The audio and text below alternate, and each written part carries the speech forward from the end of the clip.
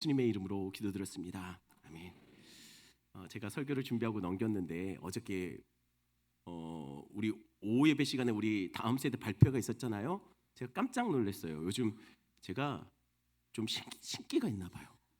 그 신기 말고요. 성령 제가 뭘 하면 제가 뭐 이렇게 막 주제를 정하면 이렇게 우리 부목사님들이 그거 내가 지금 그 설교 뽑아놨는데 막 이러세요. 그래서 어저께 우리 다음 세대가 이렇게 오후 예배 때 다 이미 제가 할 얘기들 다 했어요. 그래도 할 거예요. 이전에도 한번 말씀드렸던 이야기입니다.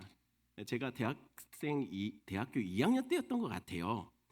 그때 저희가 훈련받고 있을 때, 선교회에서 훈련받고 있을 때 저희 같은 학년 중에 한 명이 곧 있으면 생일이 다가오고 있었어요.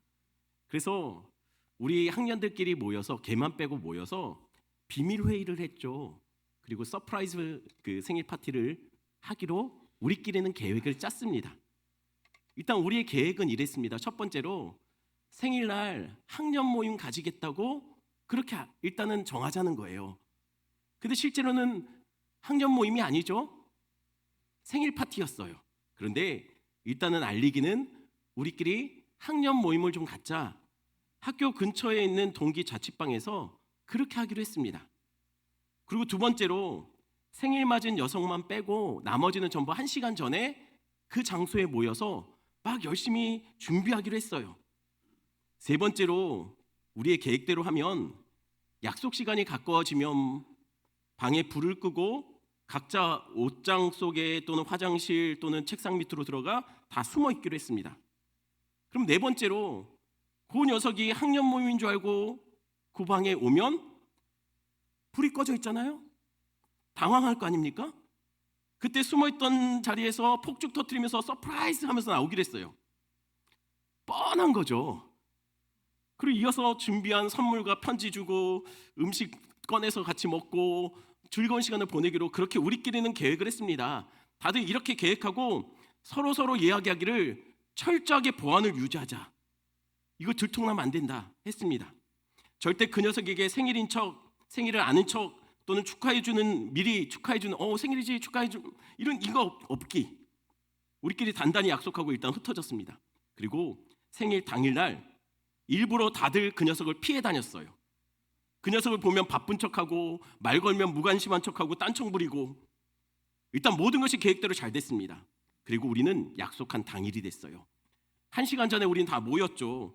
그리고 파티장을 여기저기 데코도 하고 음식도 준비해놓고 숨겨놓고 케이크도 이렇게 준비해놨습니다. 드디어 약속 시간이 다 되었어요. 우린 계획대로 옷장에도 숨고 화장실 탁자 밑에 숨었습니다. 그런데 여태까지는 계획대로 됐어요. 근데 조금 계획에 차질이 생기기 시작합니다. 어떤 문제가 생겼냐면 시간이 됐는데 그 녀석이 안 와요. 점점 옷장에 숨어있던 녀석이 다리가 쥐가 나고 견디지 못해서 1명, 2명 이제 나옵니다. 그러더니 더 계속 안 오니까 서로 물어보기 시작해요. 너 오늘 학교에서 그 녀석 봤냐? 오전에 봤는데 일단 학교에 오긴 왔어요. 그래서 또 이렇게 묻는 거예요. 근데 걔 언제 온다고 하냐? 그러자 글쎄 나야 모르지. 그 말을 듣고서 다른 사람들이 전부 다 벙쪘어요. 그리고 그 녀석에게 다시 묻는 거예요. 방금 대답한 그 녀석에게 야 네가 같은 과인데 네가 모르면 누가 알아? 그러자 그 친구가 그렇게 다시 말하는 겁니다. 아니 다들 모른 척 하기로 했잖아. 순간 아차 싶은 거예요. 그래서 다들 서로 막 다시 확인합니다. 아니 너 안 말했어? 나 안 말했는데? 안 말했는데? 나도 안 했는데? 나도 안 했는데? 우린 계획대로 모든 것이 완벽하게 했습니다. 딱 하나만 빼고요. 그 딱 하나가 우린 너무 보안을 철저히 유지했다는 거예요. 그래서 이 아무도 모르게 하려다 보니 생일 당사자 그 녀석도 몰랐던 거예요. 학년 모임이라는 것을 누구도 그 친구에게 얘기해 주지 않은 거예요. 우리끼리 회의하고 학년 모임으로 모이자 해놓고 정작 당사자에게 아무도 안 말한 거예요. 그래서 급하게 그 녀석에게 삐삐를 쳤습니다. 그러자 1시간 정도 지났을 때 전화가 왔어요. 그 녀석이 지금 자기 생일이라고 고향집에 내려가고 있다고 시외버스 타고 가다가 중간에 멈춰서 휴게소에서 전화한답니다. 이미 그 녀석은 돌아올 수 없는 길을 떠난 거예요. 그러면서 그렇게 말했어요. 아니 어떻게 생일 당사자가 없이 당사자도 모르는 생일 파티를 할 수 있냐고. 진심으로 마음이 상해서 섭섭해서 막 울먹이듯이 그렇게 우리에게 따졌습니다. 그래서 우리가 어떻게 했을까요? 어떻게 할 방법이 없잖아요. 그래서 당사자가 없긴 했지만 우리끼리 폭죽을 터뜨리고 생일 축하 노래 부르고 케이크 자르고 우리끼리 게임하고 우리끼리 음식 먹고 재밌게 놀다가 흩어졌습니다. 생일 맞은 당사자가 없어도 충분히 재미있게 파티를 할 수 있다는 것을 우린 그날 확인했습니다. 되게 재밌게 놀았거든요. 여러분 오늘이 무슨 날이죠? 성탄절이에요. 예수님 생일날입니다. 그래서 사람들은 이 성탄에 이렇게 거리를 멋지게 데코해 놓습니다. 정말 예수님 생일다운 데코죠. 이뿐입니까? 또한 성탄을 맞이해서 세계 곳곳은 유명한 가수와 연예인들 출연하는 축하 공연, 축하 콘서트도 합니다. 뿐만 아닙니다. 크리스마스 날이 되면 선물 가게는 난리가 나요. 왜요? 다들 선물 사려고요. 또한 크리스마스에 소비되는 케이크의 양도 엄청나답니다. 그런데 문제가 있습니다. 이 모든 크리스마스 데코와 공연과 선물과 케이크 등등이 마치 서프라이즈 생일 파티를 준비하는 것 같은 아주 보안이 철저히 유지가 되고 있다는 거예요. 어느 정도로 보안이 철저하냐면요. 생일 당사자인 예수님이 몰라요. 예수님이 그곳에 없어요. 심지어는 생일 파티를 준비하는 사람들도 이게 누구를 위한 파티고 이게 누구를 위한 기쁨이고 이게 누구를 위한 즐거움인지 몰라요. 자신들도 몰라요. 마치 제 대학 때 그 서프라이즈 생일 파티와 비슷하다는 거예요. 그래서 이 크리스마스 파티는 아무도 그 멋진 장식으로 꾸며진 거리에 예수님을 초청하지 않습니다. 거리는 예수님과 상관없이 분주해요. 아무도 예수님을 위해서 선물을 준비하지 않습니다. 아무도 예수님을 위해서 케이크를 사지 않아요. 아무도 예수님을 위해서 거리를 꾸미지 않고 예수님 없이도 사람들은 자기들끼리 신나는 공연과 쇼를 보고 생일 당사자 없이도 촛불을 켜고 자기들끼리 즐거워서 생일 케이크를 나눠 먹어요. 당사자 없이도 매년 사람들은 예수님의 생일을 즐겁게 자기들끼리 즐기고 자기들끼리 선물하고 자기들끼리 좋은 곳에서 맛있는 거 먹고 좋은 거 보며 즐겁게 보내고 있다는 거예요. 그런데 정작 예수님은 누구에게도 초청받지 못하고 있습니다. 이건 지금만 그런 게 아니에요. 예수님이 태어나신 그날도 그랬어요. 그날 예수님이 탄생하신 그날 예수님의 탄생을 아무도 몰랐어요. 그래서 아무도 예수님의 탄생을 축하하지 않았습니다. 오직 멀리 이방 땅에서 온 동방 박사들과 이들 오늘 소개하고 있는 오늘 본문에 나오는 이들을 빼고는 아무도 예수님의 생일을 축하하지 않았다는 거예요. 누가복음 2장 8절입니다. 같이 읽겠습니다. 그 지역에 예수님이 태어나신 그날 그 지역의 목자들은 밤에 마을 밖에서 양떼를 지키고 있었다라고 해요. 오늘 우리 다음 세대하고 같이 예배를 드리는데 왜 이렇게 조용하죠? 저는 이렇게 예상하지 않았는데 우리 아이들이 좀 떠들고 긴장감이 풀리고 집중력이 떨어진다 해도 괜찮습니다. 아이들 조금 소란스러워도 괜찮아요. 그게 아이들 예배 드리는 방식이에요. 그러니까 이해해 주시면 좋을 것 같고 제가 설교도 우리 아이들 생각하면서 아이들도 들을 수 있게 준비를 했습니다. 그러니까 미리 오늘 좀 그러네 라고 생각하시면 용서해 주시기 바랍니다. 아이들한테 맞춘 거기 때문에 그렇습니다. 여러분 왜 목자들은 마을 안이 아니라 마을 밖에서 양을 지키고 있었을까요? 그날에? 왜냐하면 양들이요 참 예쁘고 참 깨끗하고 참 순하잖아요. 책에서는 그렇잖아요. 그런데 실제로 보면 양이 어떻죠? 전 봤거든요. 양털이 하얀색이죠. 책에서는. 근데 실제로는 양털은 회색이에요. 얼마나 꼬질꼬질 때가 붙어 있는지 흰털이 회색이 되었어요. 특히 우리 다음 세대 친구들 양 궁뎅이 쪽 봤나요? 덕지덕지 똥딱지가 묻어 있어요. 얘들은요 비데를 안 하나 봐요. 그리고 또 냄새가 얼마나 지독한지. 그래서 목자들이 마을 밖에서 양을 칠 수밖에 없는 겁니다. 왜냐하면 양을 데리고 마을 안으로 들어가면 냄새와 또 매매 거리는 소리, 매미 아닙니다. 매매 거리는 소리에 민폐도 이런 민폐가 없어요. 그래서 양을 마을 안이 아니라 밖에서 키울 수밖에 없습니다. 그래서 당시에 이스라엘 사람들 중에서는요 목자들이, 그들이 근본이 원래가 목자들 출신인데도 불구하고 목자들이 참 천대받는 시대였어요. 게다가 이 목자들은 언제 양을 치고 있었죠? 밤에 양을 치고 있었어요. 이게 뭘 의미하는 줄 아십니까? 밤에 양을 치고 있어요. 당시에 양 주인들은 밤에 양을 잘 안 쳤어요. 그러면 밤에 양 치는 건 누굴까요? 주로 주인이 아니라 고용된 목자. 고용된 목자들이 주로 밖에서 밤에 양을 쳤습니다. 왜냐하면 밤은 위험하고 춥고 힘들거든요. 그러니 이 지금 밤에 양을 치고 있는 이 목자들은 이스라엘 백성들 중에 굉장히 천대받는 직업들 중에서도 가장 천대받는 사람, 슈퍼 의리예요.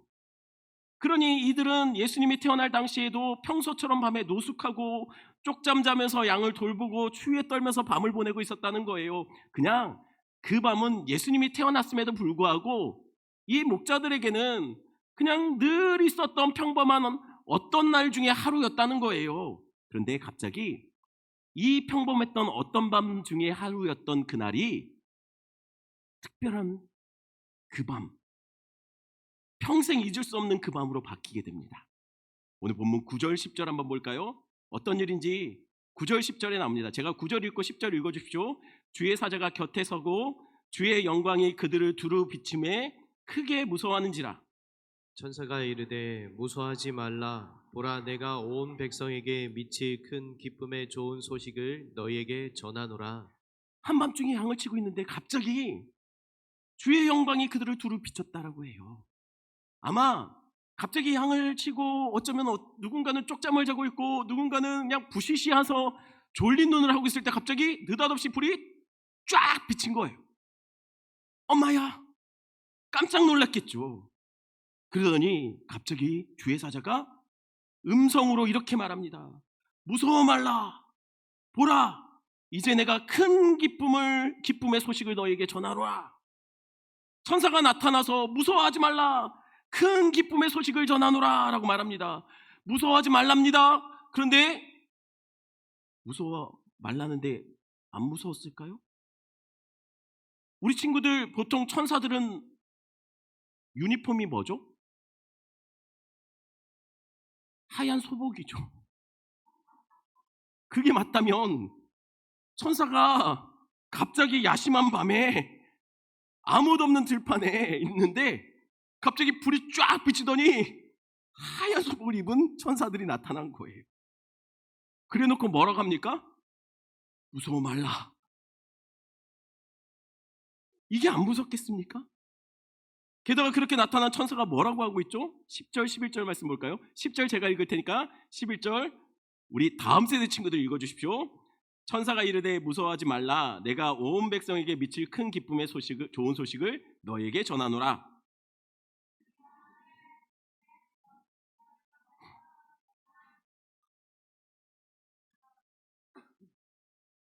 예, 천사가 뭐라고 하고 있습니까? 모든 백성이 기뻐할 내가 빅뉴스를 갖고 왔다라고 얘기합니다. 모든 백성입니다. 모든 백성이 기뻐할 소식을 갖고 왔다. 모든 백성이 기뻐할 소식을 지금 누구에게 전하고 있죠? 야심한 밤에 들판에 있는 몇 되지도 않는 목자들에게 지금 전하고 있어요. 모든 백성들은 지금 어디 있죠? 마을 안에, 성 안에 있겠죠. 그래서 그 빅뉴스가 뭘까요? 바로 오늘 다윗의 동네에 너희를 위하여 구주가 나셨대요. 근데 그리스도랍니다. 이건 일단 어마어마한 빅뉴스는 맞습니다. 왜냐하면 이스라엘 백성들은 수천 년 동안 그 그리스도의 오심을 기다리고 있었거든요. 기다리고 기다렸던 그분이 오신 거예요. 그러니 빅뉴스 중에 빅뉴스죠. 그래서 이상하다는 겁니다. 아니 이렇게 엄청난 뉴스를 왜 마을 밖에 와서 전할까요? 이렇게 어마어마한 뉴스를 왜 왕도 종교 지도자도 귀족도 아닌 왜 하필 이스라엘의 슈퍼을 중에 한 명인 목자들에게 이것을 알리는 걸까요? 아마 목자들도 이해가 안 됐을 거예요. 게다가 더 말도 안 되는 일이 계속 이어집니다. 12절 말씀 볼까요? 12절 같이 있습니다. 너희가 가서 강보에 쌓여 구유에 누워있는 아기를 보리니 이것이 너희에게 표적이니라 하더니 그리스도가 지금 어디 있다고요? 다윗의 동네 어떤 집에 강보에 쌓여서 누워있는데 그 누운 곳이 기가 막히게도 구유랍니다. 예수님이 지금 구유에 누워있다는 것, 이게 말이 됩니까? 이게 말이 안 되죠. 만약에 전화로 목자에게 이 음성이 만약에 이렇게 전화로 연락이 와서 이 소식이 전해졌다면 아마 목자들은 보이스피싱인 줄 알고 끊어버렸을 거예요. 구유가 뭡니까? 간단히 말하면 말들의 밥그릇이에요. 말 밥통에 말들 먹이가 아니라 예수님이 거기 누워있다는 거죠. 이게 어떻게 말이 됩니까?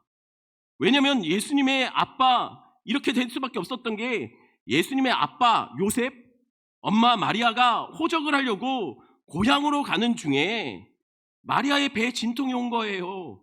금방 아이를 낳을 수밖에 없을 것 같았습니다. 그래서 아빠 요셉이 급하게 집집마다 문을 두드렸습니다. 혹시 여기 빈방 있습니까? 아이가 금방 태어날 것 같은데 혹시 여기 빈방 있습니까? 그런데 당시에 사람들이 호적하려고 너무 많이 이동을 해서 당시에 빈방이 어디에도 없었다고 해요. 그래서 어떻게 했습니까? 결국 요셉과 마리아는 급한 대로 마구간에 들어가 아기 예수를 낳은 거죠. 그래서 지금 예수님이 마구간 구유 위에 누워 있었다라고 이야기하는 겁니다. 에이, 그래도 그랬지. 이게 목자들이 들을 때 얼마나 황당한 이야기입니까? 하늘 보좌에 앉아 계시는 분이 왜 이 땅에 마구간에 말 밥통 안에 있습니까? 아니 왕궁의 보좌에 앉아도 시원찮을 판에 왜 예수님이 말 밥통 속에 있냐는 거예요. 이게 말이 됩니까? 마구간에 말도 안 된다고 할 거예요. 죄송합니다. 게다가 더 황당한 상황이 13절에 이어져요. 13절 한번 읽어볼까요? 같이 있습니다. 호련히 수많은 천군이 그 천사와 함께 하나님을 찬송하여 이르되 갑자기 무슨 일이 벌어집니까? 생뚱맞게 전혀 분위기하고 상관없이 수많은 천군 천사가 나타나 이 밤에 찬송을 하기 시작해요. 수많은 천군 천사가 나타나서 엄청난 인원이 마치 성탄 특별 공연을 하듯이 노래하기 시작합니다. 분명 천사들이 하는 공연이니 천상의 하모니였겠죠. 최고의 공연이 되었을 겁니다. 이 엄청난 스케일에 이 엄청난 퀄리티의 대규모 천사 합창단이 동원돼서 찬양을 부르고 있는데 관객이 누굽니까? 이스라엘의 슈퍼을 목자들입니다. 그리고 옆에 시끄럽게 울어대는 양들이에요. 공연에 비해서 너무 관객이 초라해요. 그러니 목자들은 계속 이 상황을 보면서 아니 이게 뭐야 이거 왜 우리한테? 너무 생뚱맞았을 거예요. 어쨌든 이 소식을 듣고 목자들은 급하게 베들레헴으로 갑니다. 가서 구유에 있는 아기가 과연 있는지 확인해요. 아마 가면서도 아니겠지, 아유 말이 돼, 아니겠지라고 생각했을 거예요. 그런데 가보니 정말이에요. 정말 허름한 마구간에 그것도 구유에 아기 예수가 누워있더라는 거예요. 하늘 보좌에 계신 분이 아니 여기에 있어요. 여기 초라한 곳에 있다는 거예요. 이게 어떻게 된 일일까요? 그곳에는 아기 탄생을 위해서 그 기뻐함의 그 캐롤 소리도 들리지 않는 곳이에요. 그곳은 성탄 장식도 케이크도 어떤 특별한 이벤트나 공연도 없었습니다. 그리고 이스라엘 중에서 목자들 외에는 이스라엘 중에서는 목자들 외에는 누구도 예수 탄생을 축하하러 오는 사람도 없었습니다. 아니 그의 백성들은 지금 다들 어디 가고 지금 왕의 탄생 누구도 와서 축하하지 않는 것일까요? 다른 사람들은 지금 누군가는 궁궐의 평안한 침대에 누워서 잠을 자고 있었을 겁니다. 누군가는 밤새 술 마시며 시간을 보내고 있었을 거예요. 또 누군가는 대궐 같은 큰 집에서 근사한 식사를 하고 있었을 겁니다.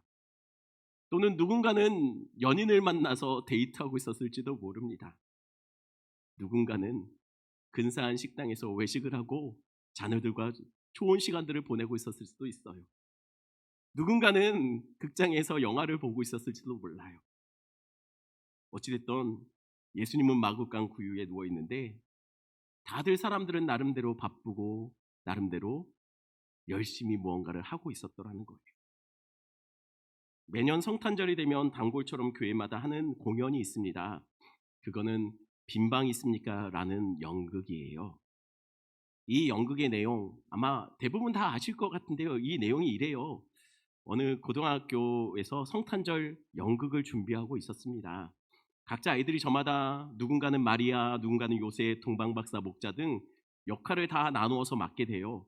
어떤 아이는 1인 3역도 하게 됩니다. 그런데 연극을 준비하는 아이 중에 정신지체 장애를 가진 덕구라는 아이가 있었어요. 아무도 이 덕구라는 아이를 연극에 끼워주고 싶어 하지 않아요. 혹시 덕구가 연극에 끼어들면 이 연극 전체가 망칠지도 모르니 덕구를 아무도 연극에 끼워주려 하지 않자 그런 덕구를 격려하기 위해서 선생님은 가장 쉬운 역할인 여관 주인을 맡깁니다. 아이들은 선생님의 그 결정에 별로 좋아하지 않았죠. 하지만 덕구가 해야 되는 대사는 아주 간단했어요. 요셉이 빈방 있습니까? 라고 물으면 덕구는 3번 빈방 없습니다. 이게 다였어요. 공연 당일 공연은 순조롭게 진행됐습니다. 그리고 이제 덕구가 등장할 차례가 됐어요. 요셉 역을 맡은 친구가 덕구를 향해 묻습니다. 혹시 여기 빈방 있습니까? 덕구는 대본대로 하지만 평소에 말을 더듬었거든요. 덕구는 그렇게 대답해요. 여기 빈방 없어요. 그러자 요셉은 대본대로 제발 저희가 묵을 곳이 없습니다. 아내는 곧 아기를 낳을 것 같아요. 정말 빈방이 없습니까? 그렇게 묻습니다. 그러자 덕구는 다시 말해요. 죄송하지만 여긴 빈방 없습니다. 그러자 요셉은 덕구가 혹시 실수라도 할까봐 급하게 되돌아서서 마리아를 데리고 급하게 퇴장을 하려고 해요. 그때였습니다. 안절부절 못하며 덕구가 갑자기 저기요. 그게 방이 라고 해요. 요셉은 덕구를 혹시나 실수를 할까 말을 끊으면서 이렇게 말해요. 아, 방이 없다고요? 알았어요. 급하게 퇴장을 벌입니다. 그러자 덕구는 퇴장하려는 요셉과 마리아를 붙잡고 갑자기 울먹이며 이렇게 말합니다. 저기요. 방 있어요. 우리 집에 있어요. 어디 가지 마세요. 우리 집에 방이 있어요. 덕구가 청소할게요. 걸레질도 할게요. 우리 집으로 오세요. 마구간 더러워요. 나 예수님 추운 거 싫어요. 그러니 덕구 집으로 오세요. 마구간으로 가지 마세요. 대본에 없는 덕구의 대사에 선생님은 급하게 나와 조명을 꺼버리고 연극을 중지시킵니다. 그리고 그날 걱정했던 대로 덕구 때문에 연극은 다 망치게 돼요. 연극 속에서 덕구는 현실과 연극을 혼돈한 거예요. 하지만 그날 덕구는 연기를 한 게 아니고 고백을 한 거죠. 어떤 고백입니까? 왜 우리를 위해서 오신 예수님이 아무도 받아주지 않는 곳에 있냐는 거예요. 왜 예수님이 왜 하늘 보좌에 앉아 계신 그분이 이 땅에 오셨는데 왜 그분을 위해서 아무도 방을 내어주지 않느냐는 거예요. 그래서 왜 예수님이 추운 그 마구간에 누우셨냐는 거예요. 왜 아무도 예수님을 위해 자신의 자리를 내어주지 않고 있느냐는 거죠. 왜 예수님 없는 거리를 장식하고 왜 사람들은 예수가 없는 파티를 열고 주인공 없는 생일 파티를 즐기고 있느냐는 거예요. 성경은 이 땅에 오신 예수님을 이렇게 소개합니다. 마태복음 1장 23절 제가 있습니다. 보라, 처녀가 잉태하여 아들을 낳을 것이요 그의 이름은 임마누엘이라 하리라 하셨으니, 이를 번역한즉 하나님이 우리와 함께 계시다 함이라. 이 땅에 오신 예수님의 이름을 임마누엘이라고 성경은 말합니다. 이 뜻은 하나님이 우리와 함께 하신다는 얘기. 하나님이 우리와 함께 하고 싶어서 이 땅에 오신 분이 바로 예수 그리스도예요. 하나님이 우리를 너무 사랑해서 어둠과 절망에 묶여있는 우리를 그냥 두시지 않고 기어이 우리를 만나시겠다, 우리와 함께 하시겠다고 하늘 보좌를 버리고 이 땅에 인간의 몸을 입고 오신 것이 예수 그리스도라는 거예요. 하나님이 우리와 함께 하려고 오셨습니다. 그런데 우리는 그분을 위해서 내줄 공간이 없었던 거예요. 누군가는 열심히 바쁘고, 누군가는 열심히 즐기고, 누군가는 열심히 쉬고, 누군가는 자신만을 위한 계획을 세웠고, 그런데 그날 그분을 위해서 누구도 자신의 공간을, 자신의 시간을, 자신의 것을 내놓는 사람이 없었다는 거예요. 우리 주님 임마누엘이십니다. 우리와 함께하길 원하셔서 하늘 보좌를 버리고 이 땅에 오셨습니다. 그러면 우리는 그분을 위해서 내어줄 우리의 삶의 작은 부분이 없을까요? 우리는 그분을 위해서 내어줄 시간과 우리는 우리의 마음에 그분을 위한 공간이 없이 우리는 너무 바쁘게 살아가고 있지 않습니까? 우리 말씀 생각하시면서 우리 이 찬양 같이 할까요?